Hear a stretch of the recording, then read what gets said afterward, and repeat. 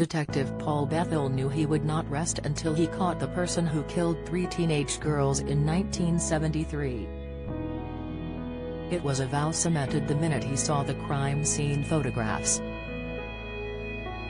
And, almost 3 decades later, he managed to finally crack the case.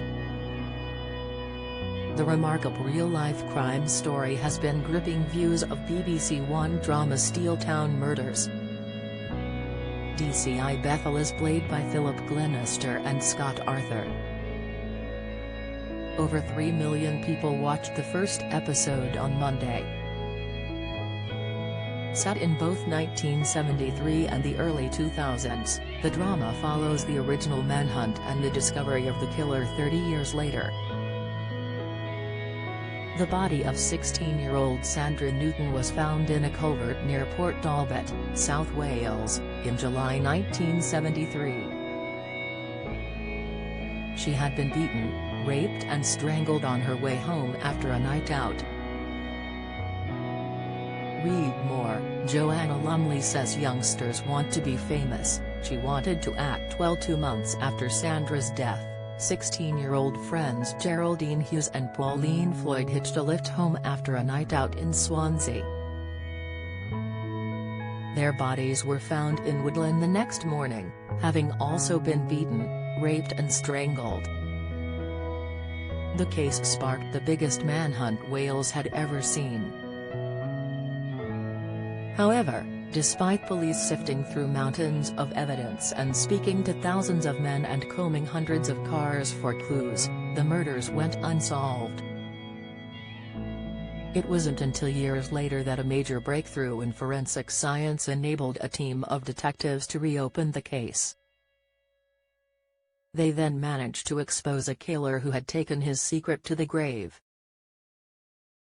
DCI Bethel, who led the South Wales police team, says, when asked why would we bother after 28 years?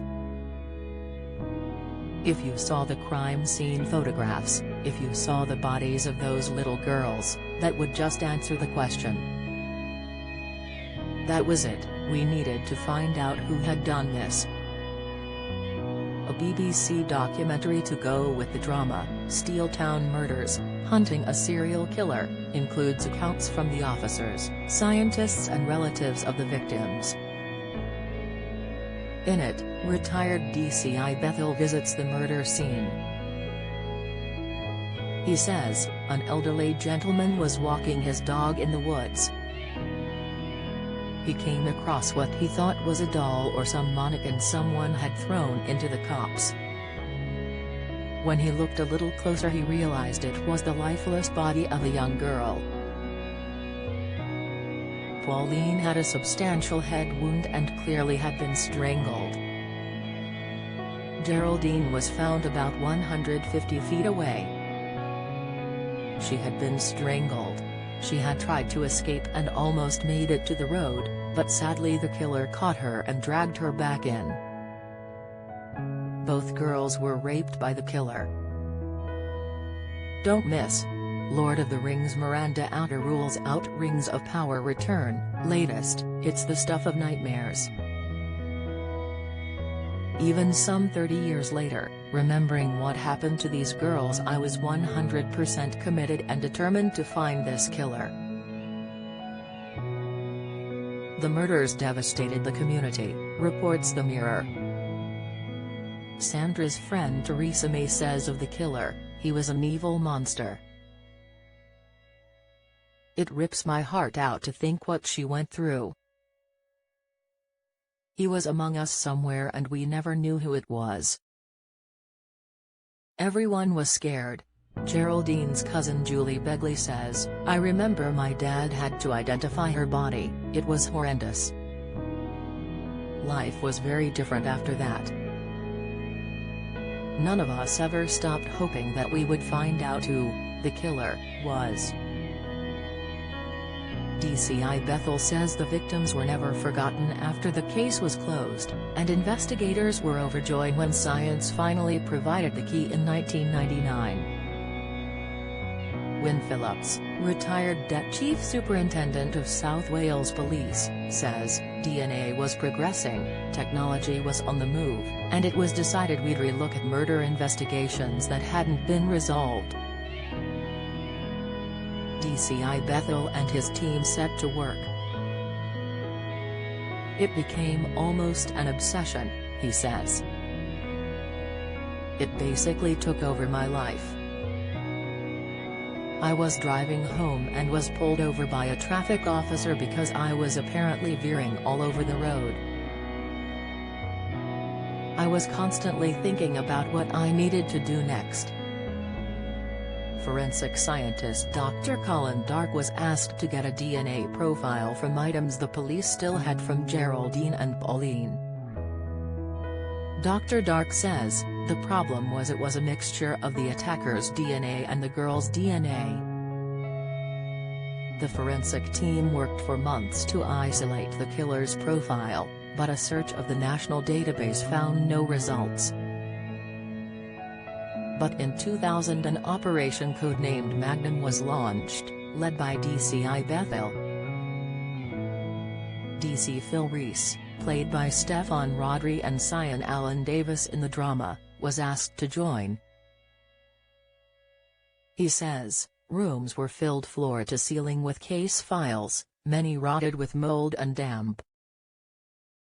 The team gathered every scrap of paper to compile a list of suspects, but only had the budget for DNA swabs for 500 men. Over a year later, tests on samples from Sandra's clothes proved the same man had killed all three and that her boyfriend was no longer a suspect. Meanwhile, Dr. Dark was working on a project to spearhead familial DNA testing. It found 100 exact half-matches. Dr. Dark says, there was a huge clap of thunder as we got to Coppen's coffin.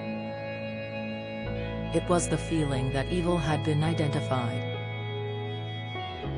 It sent a shiver down my spine. Coppen was proven to be the killer, and the case went down in criminal history for the revolutionary methods used by South Wales police. And it meant closure at last for the girls' families and friends.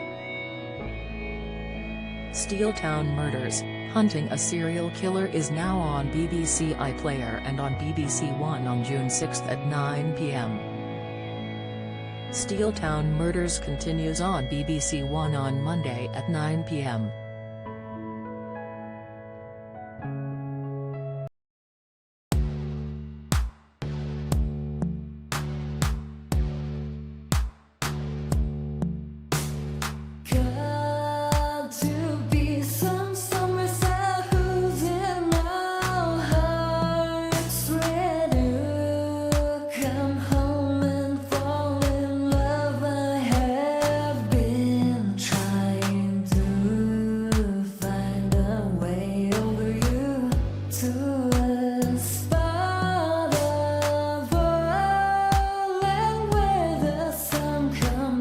From